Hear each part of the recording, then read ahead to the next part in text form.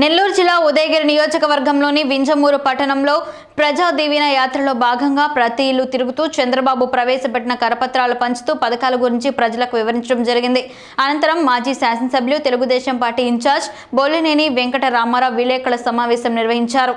ఈరోజు 75వ డే సందర్భంగా అందరికీ శుభాకాంక్షలు తెలియజేస్తూ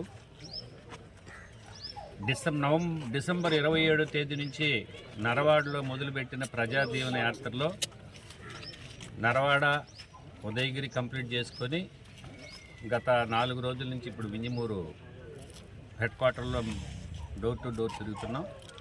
ఎక్కడికి పోయినా కూడా ప్రజలు బ్రహ్మాండంగా బ్రహ్మరథం పడుతున్నారు. ఈ 5 సంవత్సరాల్లో జగన్మోహన్ రెడ్డి పరిపాలన, చంద్రబాబు నాయుడు గారి పరిపాలన బేరీజ్ చేసుకుని ఎప్పుడెప్పుడు ఈ జగన్మోహన్ రెడ్డిని గద్దె దింపుదామని చెప్పేసి ప్రజలందరూ నిర్ణయించుకున్నారు. అయితే ఇక్కడ వింజమూరులో ప్రత్యేకంగా మా దృష్టికి వచ్చిన సమస్యలు రేపు అధికారంలోకి వచ్చిన తర్వాత ఖచ్చితంగా చేస్తామని చెప్పి ప్రజలందరికీ మేము ప్రామిస్ చేయడం జరిగింది. అందులో భాగంగా అన్నిటికంటే ముఖ్యమైనది ఉదయగిరి హెడ్ క్వార్టర్లో, వింజమూరు హెడ్ క్వార్టర్లో ఎప్పుడో ఇందిరాగాంధీ, ఎన్టీ రామారావు గారి టైంలో ఇచ్చిన స్థలాలు, ఇళ్ళు, మురికివాడలు చాలా దయనీయమైన పరిస్థితులు ఉన్నాయి. వాటన్నిటిని కూడా ప్రత్యేకంగా నేను ఉదయగిరిలో కూడా చెప్పాను.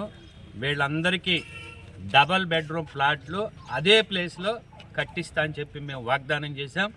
రేపు తెలుగుదేశం పార్టీ అధికారంలోకి వచ్చిన తర్వాత ఖచ్చితంగా ఇది చేస్తాం. దాని మీద ప్రతి ఒక్కళ్ళు కూడా చాలా సంతోషంగా ఉన్నారు. వాళ్ళకి చెప్పిన తర్వాత అయ్యా ఖచ్చితంగా మీకు ఓటేస్తాం, ఈ పని చేసి పెట్టండి, మురికివాడల్లో మేము ఉండలేకపోతున్నాం అని చెప్పి వాళ్ళు మా దృష్టికి తీసుకురావడం జరిగింది.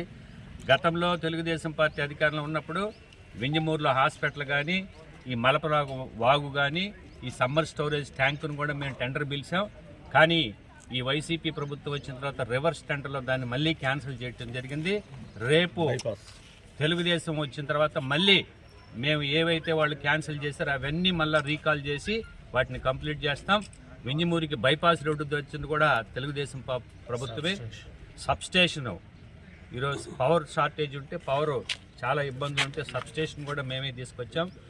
కావలి, ఉదయగిరి, సీతారాంపురం, ఉదయగిరి రోడ్డు కానీ, నేషనల్ హైవే చేయటం కానీ 3 నేషనల్ హైవే ఈరోజు ఉదయగిరి నియోజకవర్గంలో ఉన్నాయంటే రాష్ట్రంలో ఏ నియోజకవర్గంలో కూడా ఇన్ని హైవేలు లేవు.